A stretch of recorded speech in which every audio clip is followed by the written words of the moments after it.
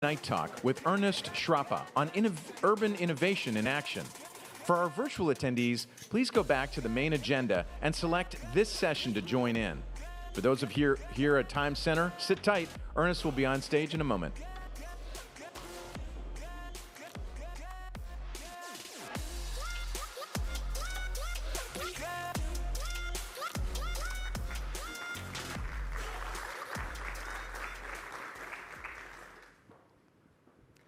In 2008, ignoring the advice of some of my friends, I chose to leave the private sector to become a public servant. My motivation and my mission was to take ideas and innovations from one industry, transplant and apply them in different ways to solve problems that the city of Washington, D.C. was facing. For the next 15 years, I became a practitioner of urban innovation.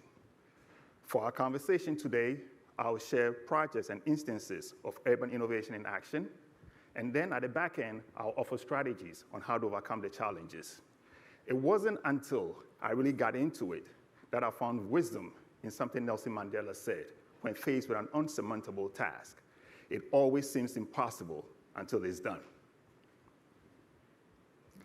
The first project was around replacing taxi meters with an app in Square. The environment at that time was that there was unfair competition from ride-hailing companies. Drivers were complaining, protesting.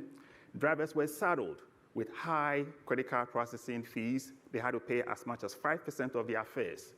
And they had legacy equipment and saddled with long-term contracts, as long as 60 months. There was no political appetite to level the playing field with ride-hailing companies, but something needed to be done to help the taxi industry. I built a team, and instead of developing an app to compete with the ride-hailing companies, we focused on the legacy taxi meter.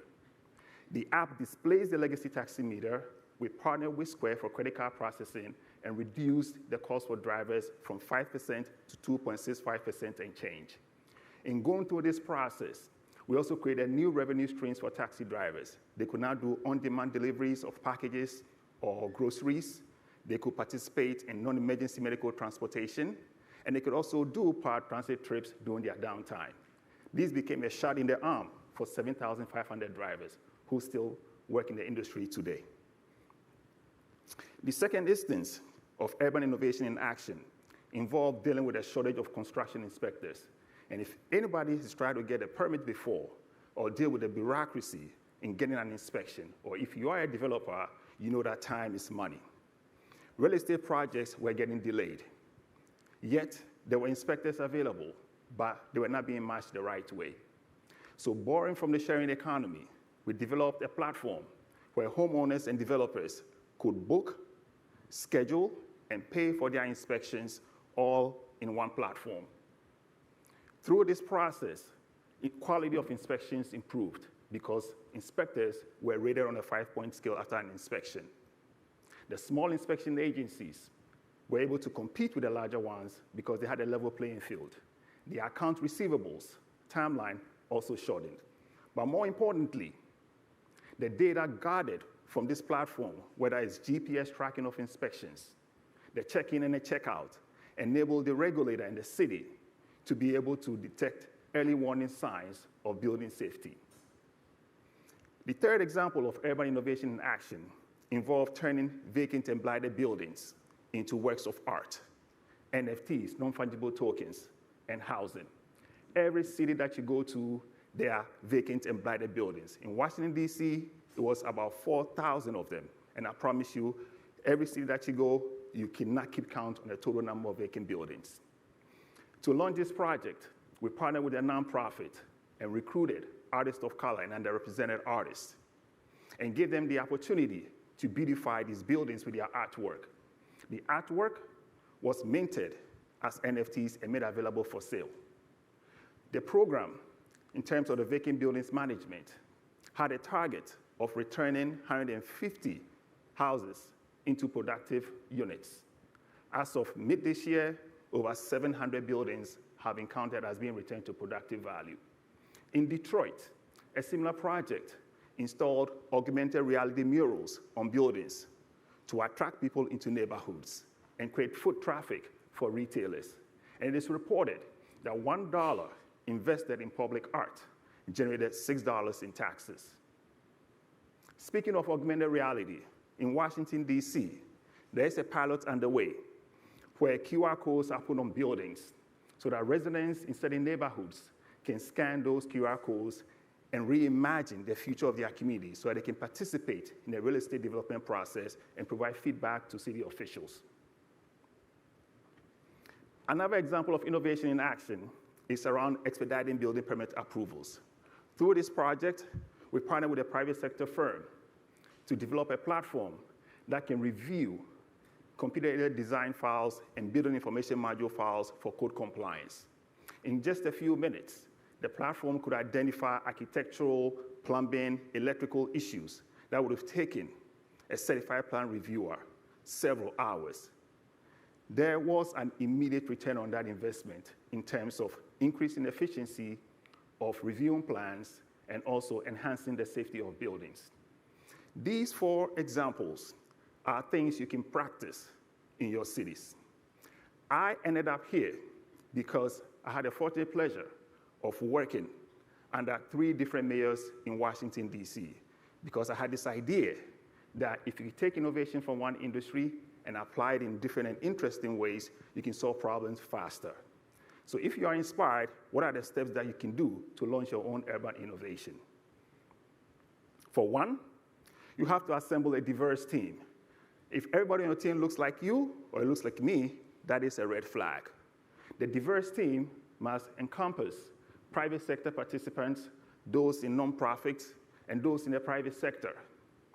Secondly, you must provide a clear vision and strategic leadership about the value you want to create, how value will be redistributed, and how that benefits the average person.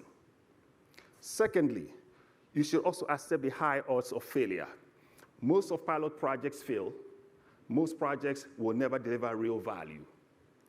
To find truly transformative ideas, you must take risk.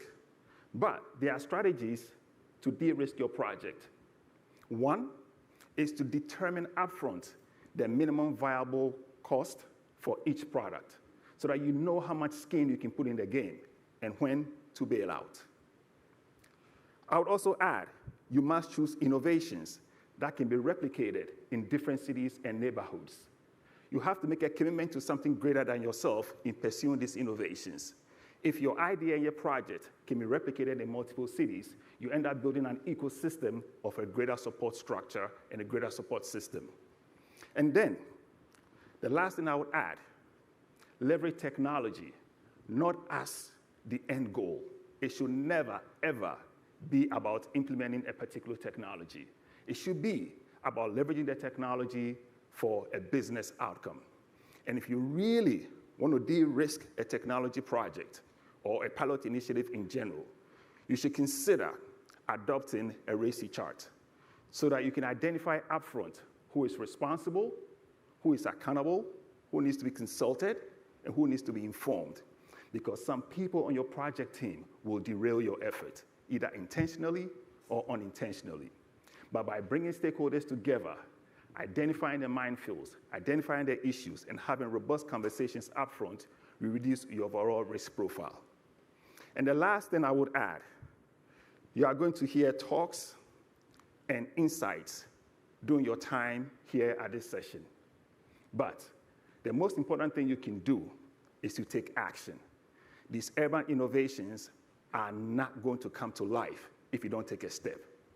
Call your city officials, call your mayors, share these ideas with your friends, and more importantly, commit and devote your time to making our cities better. Thank you.